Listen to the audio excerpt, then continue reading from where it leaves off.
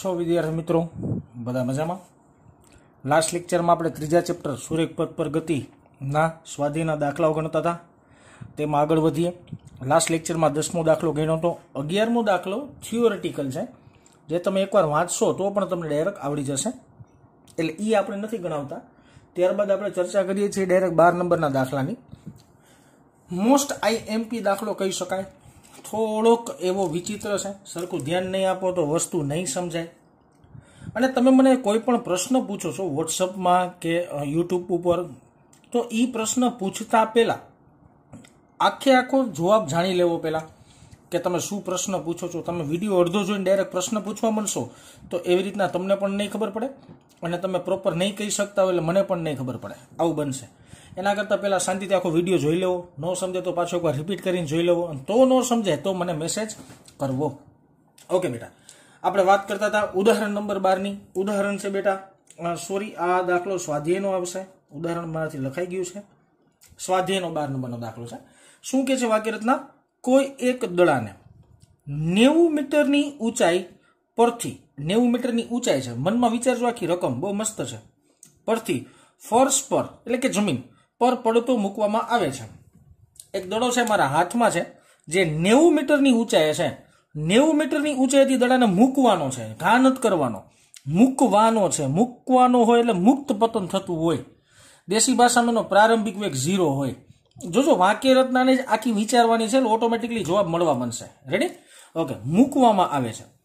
ફર્શ સાથે પ્રત્યેક સંઘાત, સંઘાત એટલે અથડામણ થાય, પ્રત્યેક સંઘાત દરમિયાન દડો તેની મૂળ ઝડપના 10મા ભાગમાં જેટલી ઝડપ ગુમાવે છે। એનો મતલબ એવો કે પેલા ઝડપ ધારો કે 100 હોય ને, ભટકાઈને પાછો જાય ને 90 થઈ જાય, ભટકાઈને પાછો જાય ને 80 થઈ જાય, ભટકાઈને પાછો જાય ને 70 થઈ જાય। દેશી ભાષામાં દર વખતે ઝડપ 10મા ભાગ જેટલી ગુમાવે છે, ઝડપ 10મા ભાગની ઘટે છે આપણી ભાષામાં। દડાની આ ગતિ માટે टी बराबर 0 थी लईने टी बराबर 12 सेकंड माटे झड़प विरुद्ध समयनो आलेख दोरो। झड़प एटले v अने समय एटले t नो आपणे आलेख दोरवानो छे। आलेख आपणे अहींया लास्टमां दोरशुं। ओके, सौथी पहेला आज वाक्य रचनाने रिप्रेजेंट करती एक सिंपल में आकृति दोरी छे बेटा। सिंपल आकृति छे, आकृति खोटी छे। केवी रीतना खोटी छे हुं समजावुं तमने। चालो हवे जो दड़ो अत्यारमा अहींया छे त्यारे ऊंचाई आपणे कीधी h1 અને h1 ઊંચાઈ તરીકે રકમ પ્રમાણે આપણે 90 મીટર લઈ શકાય। આ 90 મીટરની ઊંચાઈ થાય। હવે તમે દડાને અહીંથી મુક્ત કરો છો, મુક્ત કરો છો એટલે મૂકો છો, મુક્ત પતન કરાવો છો। એટલે દેશી ભાષામાં દડાનો પ્રારંભિક વેગ v0 જે હું બનવાનો હોય છે 0 જ બનવાનો હોય છે, કારણ કે મુક્ત પતન કરો તો એનો વેગ શું થઈ જાય બેટા 0 થાય, એનો વેગ 0 છે। હવે દડો જ્યારે અહીંયા ઉપરથી નીચે ગતિ કરીને અહીંયા પહોંચ્યો, અહીંયા પહોંચે ત્યારે એનો વેગ આપણે ધારો કે ઉપરથી નીચે આવે છે, એનો મતલબ ની વેગ વધશે, खबर पड़े ने, प्रवेगी गति थाय। ओके, तो एनो वेग थाय धारो के v1। हवे दड़ो अहीं धारो के भटकाणो, भटकाईने पाछो ऊपर गयो, पाछो ऊपर जाय त्यारे एनो वेग आपणे लई लઈએ v2। पाछो अहींया पहोंच्यो, हवे जो आ बिंदुए पाछो दड़ो पहोंचे त्यारे एनो वेग शुं थई जाय पाछो 0, तो पाछो नीचे आवવાનો होय। हवे दड़ो पाछो અહીંથી નીચે આવ્યો આવી રીતના ત્યારે એનો વેગ થાય આપણે લઈ લઈએ v3। દડો અહીંયા પહોંચ્યો એટલે જમીન સાથે ભટકાણો, जमीन साथे भटकाय एटले एनो वेग छे ने ई 10मा भाग नो थाय एटले वेग घटतो जाय छे, तो पाछो अहीं वेग बदलशे, अहीं वेग बनशे पाछो v4। पाछो दड़ो अहीं पोकशे त्यारे एनो वेग 0 आवशे। जोजो आ ऊंचा ऊंचा जे बिंदु छे बधे वेग 0 आवे। तमे काल्पनिक विचारजो, दड़ाने तमे भटकाड़ो, पाछो ऊंचो जाय दड़ो तो एक समय एनो वेग 0 थाय तो पाछो हेठो आवे ने, बाकी नीचे आवे ज नहीं।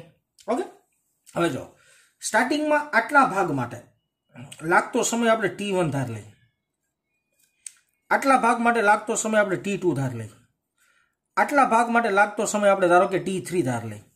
मारे खाली ग्राफ छे ने 12 सेकंड सुधीनो ज बनावવાનો છે, એટલે સમયના સરવાળો જ્યારે 12 સેકન્ડ થાય ને ત્યારે આ ગ્રાફ દોરી નાખવાનો, એટલે આપણું કેલ્ક્યુલેશન આખું પૂરું થાય। સાહેબ એમ કીધું આ ગ્રાફ ખોટો છે। ગ્રાફ ખોટો છે એનું કારણ શું?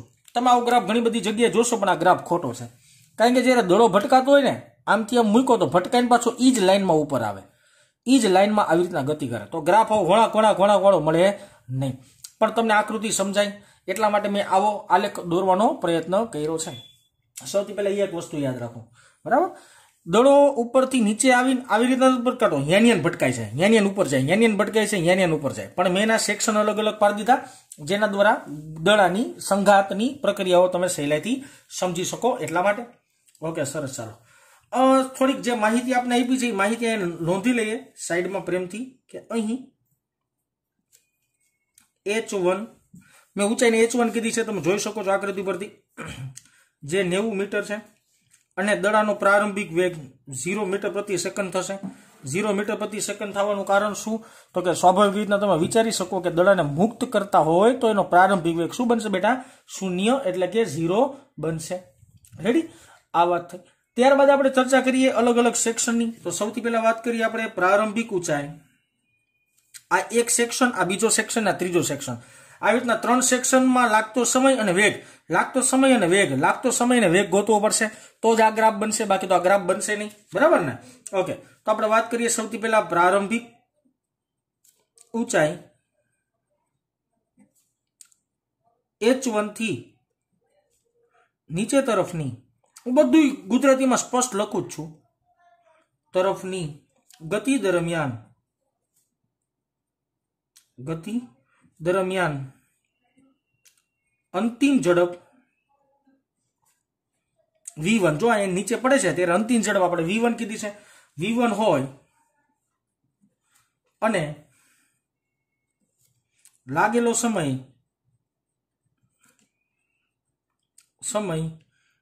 t1 હોય તો આપણે સમય ગોતવાનો છે, વેગ ગોતવાનો છે, બે વસ્તુ આપણે ગોતવાની છે। ઓકે, સરસ, સિમ્પલ કેલ્ક્યુલેશન કરશું। ડાયરેક્ટ હું જવાબ લખીશ, તમારે જવાબ કેલ્ક્યુલેટરમાં એકવાર ચેક કરી લેવાના। અહીંયા પેલો ભાગ આમ લખી નાખીએ છીએ, તો સમીકરણ છે d = v0t પ્લસ 1/2 at²। આ સમીકરણ પરથી આ સમીકરણ આપણે વાપરીએ છીએ।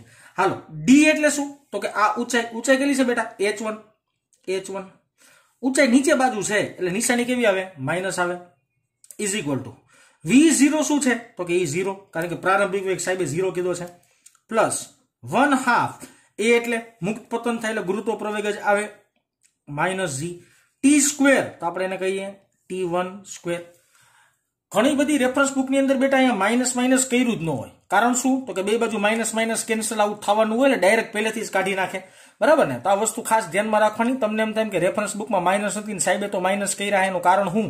તો કે રેફરન્સ બુક વાળાએ direct minus minus cancel out કરી દીધા હોય।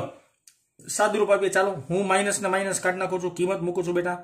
h બરાબર 90 છે, 0 છે, 0 લખવાની જરૂર નથી પણ મેં લખ્યો છે એકવાર, બરાબર ને? માઇનસ નીકળી ગયા છે એટલે પ્લસ જ કરી નાખું, 1/2 g થશે મારી પાસે 9.8 અને t² એમનમ, સોરી t1² એમનમ, આમાંથી t1² ને સૂત્રો કરતા બનાવીએ, t1² = 90/, જો અહીંયા બેનો ભાગાકાર કરશો જવાબ આવશે 4.9। હવે જો અહીંયા વર્ગ કાઢો એટલે સામે શું થઈ જાય બેટા? વર્ગમૂળ। t1 બરાબર વર્ગમૂળની અંદર 90/4.9, આનો બેનો ભાગાકાર કરશો ને વર્ગમૂળ કાઢશો એટલે t1 બરાબર જવાબ આવશે 4.28 સેકન્ડ। એનો મતલબ એવો થયો પદાર્થને અહીંયા નીચે ભટકા ત્યાં સુધી લાગતો સમય કેટલો થયો બેટા? 4.28 સેકન્ડ આવ્યો, બરાબર ને? 4.28 સેકન્ડ આવ્યો। સરસ, ચાલો હવે મારે વેગે ગોતવું પડે ને બેટા, વેગે ગોતવું પડે, ભટકાય ત્યારે તેનો વેગ કેટલો હશે, વેગે ગોતવો પડશે। ઓકે, સરસ, ચાલો તો વેગ માટે હવે કેલ્ક્યુલેશન કરીએ। હું અહીંયા લીટો કરી નાખું એટલે બધું ખીચડી ન થાય।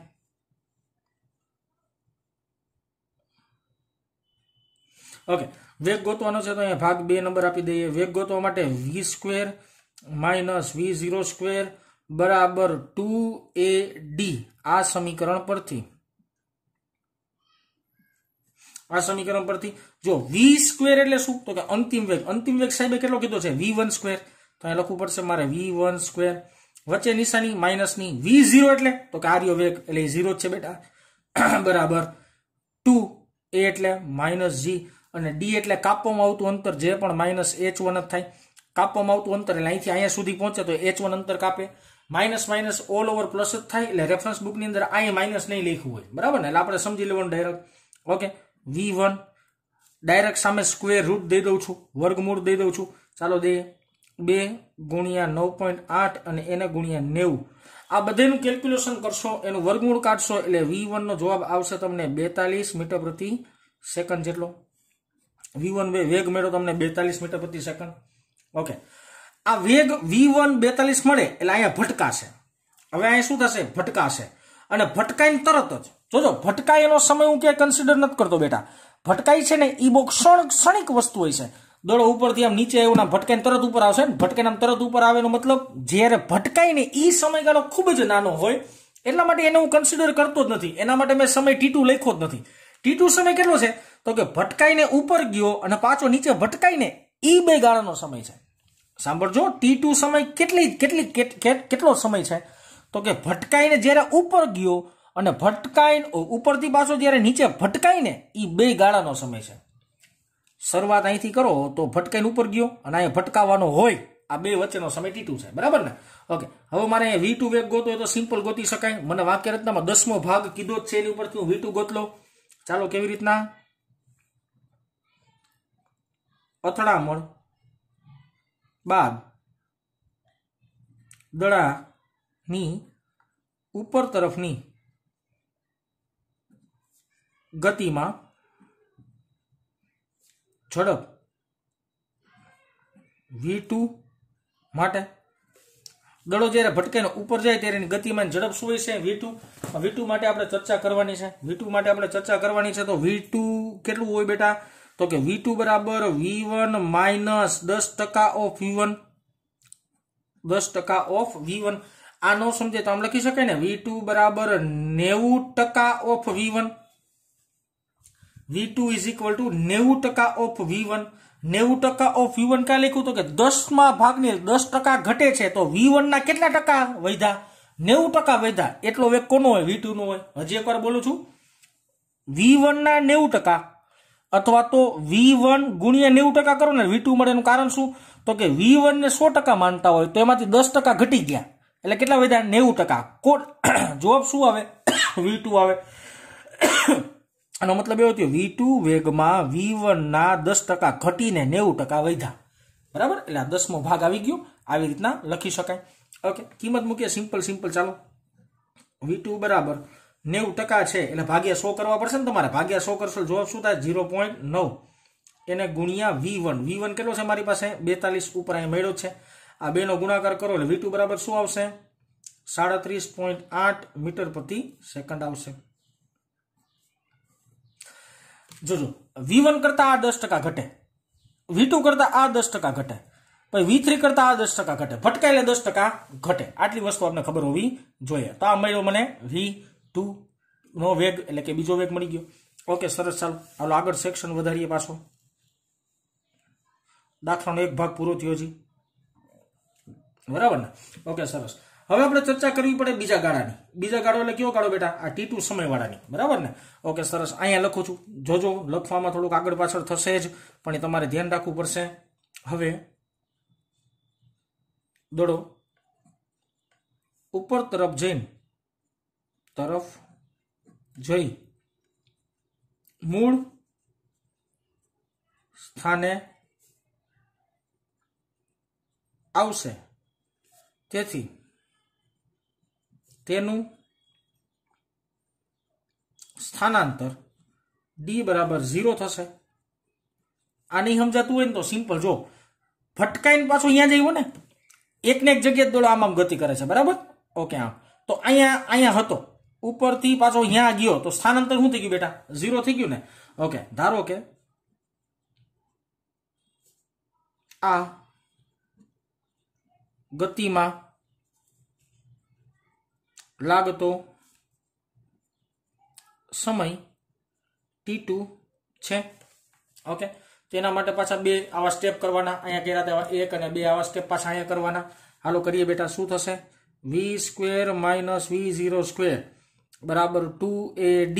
આ સમીકરણ પરથી તમે સમજી જાજો. આ સમીકરણ પરથી એમ લખતો નથી. ઓકે, V2 એટલે અંતિમ વેગ. અહીંયા ભટકાવાની વાત છે. એ કેટલો બનશે બેટા? તો એ બનશે V3² માઇનસ V0. હવે આના આ ગતિ માટે પ્રારંભિક V2 થયો ને, આ ગતિ માટે પ્રારંભિક શું થયો? V2. તો અહીં લખવું પડે મારે V2² બરાબર 2A અને D મળશે મને 0. 0 મળે એટલે આ બાજુનું પદ શું થઈ ગયું બેટા? 0. તો આમ લખી નાખાય ને, V3² બરાબર V2². બે બાજુથી સ્ક્વેર ગયા તો V3 બરાબર V2. સ્ક્વેર ઉડી ગયા. V3 બરાબર V2. V2 કેટલું મળ્યું? 37.8. અહીંયા નીચે મળ્યું છે બેટા કેટલું મળ્યું તમને 37.8 મીટર પર સેકન્ડ। V2 વેગ ને V3 વેગ બે સમાન જ મળતા હોય।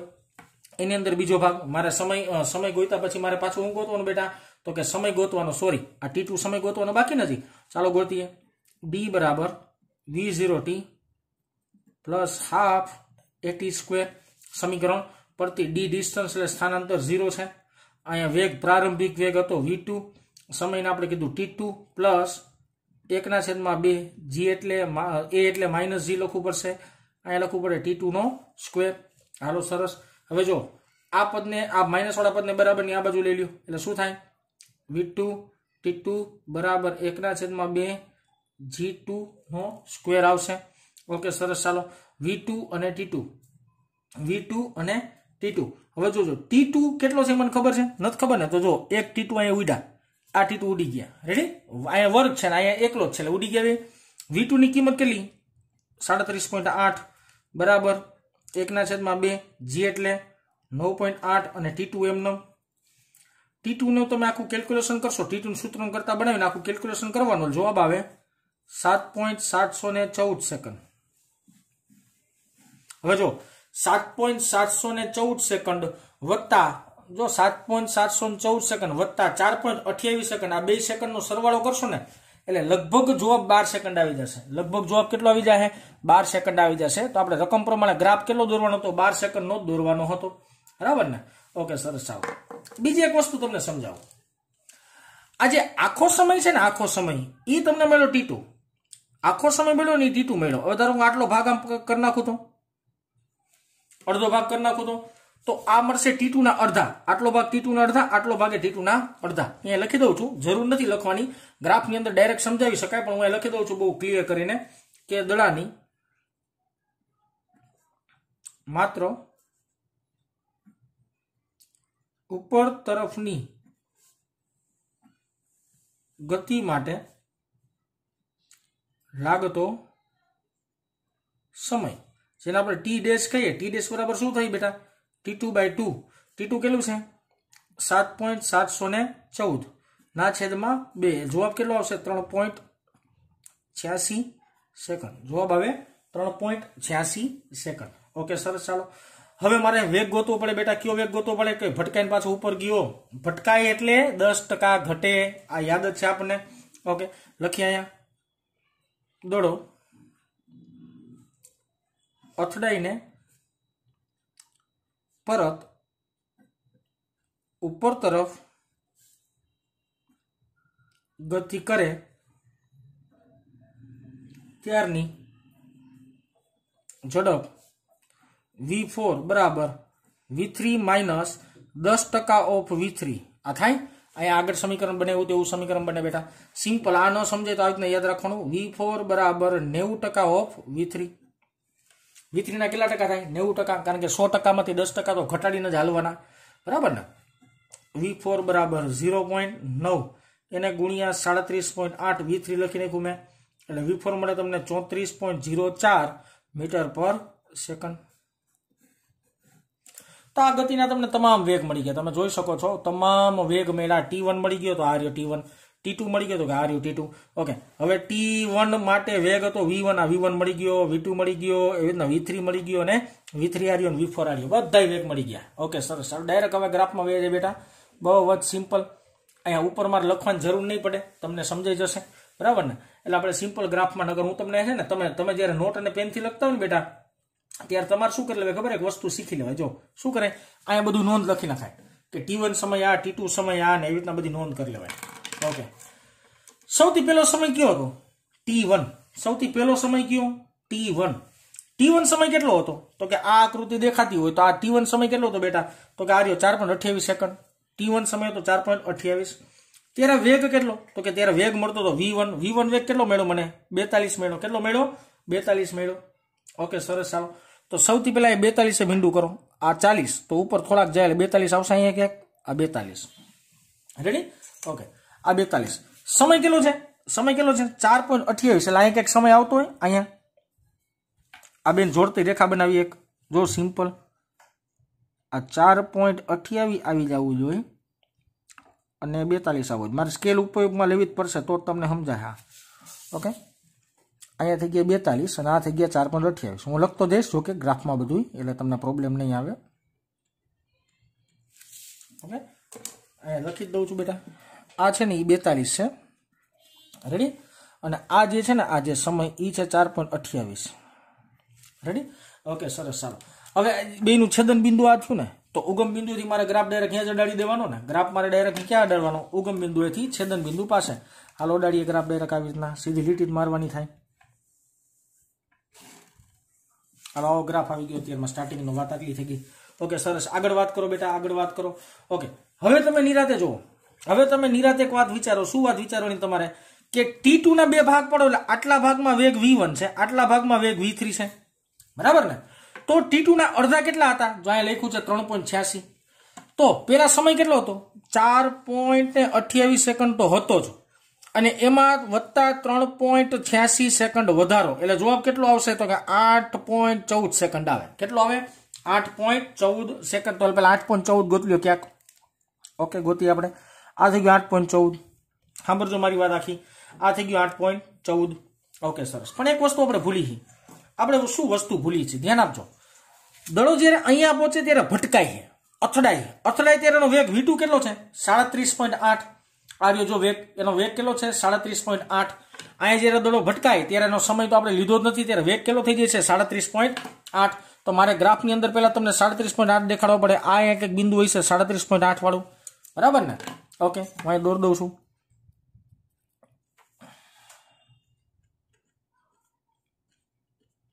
ત્યારે સમય છે ને નહિવત લાગે છે. સમય નહિવત લાગે છે ને એનો મતલબ એવો થયો, એનો ગ્રાફ આવો આવે. આ ગ્રાફ આવે. અને આ જે સમય છે ને, સોરી, અહીંયા જે વેગ છે ને એ છે 37.8. રેડી? ઓકે સરસ. ચાલો ત્યારબાદ આપણે આ V1 નું પતી ગયું, V2 નું પતી ગયું. આ V1 આવી ગયો, V2 આવી ગયો, બે આવી ગયા. હવે સમય ચાલુ થાય છે. મેં તમને ચોખવટ કરી હતી કે ભટકાય ત્યારે સમય નથી લાગતો. ભટકાઈને દડો ઉપર જાય ને પાછો સામે ભટકાવાનો હોય ને ત્યારે T2 સમય લાગે. હું આવું બોલ્યો હતો, બરાબર ને? ઓકે, તો T2 સમય કેટલો છે મારી પાસે? તો કે ઈ છે આનો અડધો. વિચારો, અહીંયા સુધીની વાત કરો, અહીંયા સુધીની. તો અહીંયા સુધીની વાત છે 3.86 ની છે. બેનો સરવાળો કરો 8.14 થાય. મેં 8.14 અહીંયા દર્શાવ્યા છે. ઓકે સરસ. ચાલો 8.14 એ પદાર્થ અહીંયા પહોંચે. જોજો, આ 4.28 વત્તા 3.86, 4.28 વત્તા 3.86, એટલે આ બિંદુએ પહોંચે એટલે સમય કેટલો થાય? ત્યારે સમય કેટલો લાગે? 8.14 સેકન્ડ. અને અહીંયા પહોંચે ત્યારે વેગ કેટલો હોય બેટા? 0 વેગ હોય. એનો વેગ કેટલો હોય? 0. તો ગ્રાફને મારે 0 વેગ જ લઈ જવાનો હોય. તો આ ગ્રાફ ડાયરેક્ટ અહીંથી ક્યાં આવે? 0 બિંદુએ જ આવી જાય. આવી રીતના આખો નીચે ગ્રાફ આવી જવો જોઈએ. અને આ સમય છે, સમય શું છે બેટા? 8.14 સેકન્ડ. હજી સમજો, મેં આના બે ભાગ પાડ્યા છે. આ છે 4.28 અને આ છે 3.86. રેડી? વાત થઈ ગઈ. ઓકે, હવે ની આગળની ગતિની વાત કરો. પાછું અહીંથી આમ આવશે ને, હજી અહીં સુધી પહોંચ્યા, અહીંથી આમ આવશે એટલે વેગ શું થશે? વધશે. વેગ એનો પાછો વધશે. ઓકે, વેગ વધીને કેટલો થયો? તો કે V3 વેગ આવ્યો 37.8 જેટલો. V3 વેગ કેટલો આવ્યો? 37.8 જેટલો. તો મારી પાસે 37.8 નો લીટો છે જ, એને આગળ વધારીએ. હમણાં સમય ગણીએ બેટા. હાલો, વેગ છે 37.8. ઓકે, હજી એકવાર બોલું છું. શું વાત થઈ? ઉપરથી પદાર્થ અહીંયા નીચે આવે, બરાબર છે? ત્યારે સમય છે T1. T1 માટે વેગ કેટલો મળતો હતો મને? તો કે 42, બરાબર. પછી અહીંયા ટપી ખાધી. ટપી ખાય ત્યારેનો વેગ છે ઘટ્યો. વેગ ઘટ્યો ને કેટલો બન્યો? 37.8 બન્યો. પછીનો જે સમય ચાલુ થાય એમાં અડધા માર્ગ માટે સમય કેટલો? 8.14. હવે વાહિલા અડધા માર્ગ સમય કેટલો? તો કે વત્તા પાછો 3.86. આનો સરવાળો કરશો એટલે પાછો જવાબ આવશે લગભગ 12 સેકન્ડ જેવો આવશે. લગભગ કેવો આવી જાય? 12 સેકન્ડ જેવો જવાબ આવશે.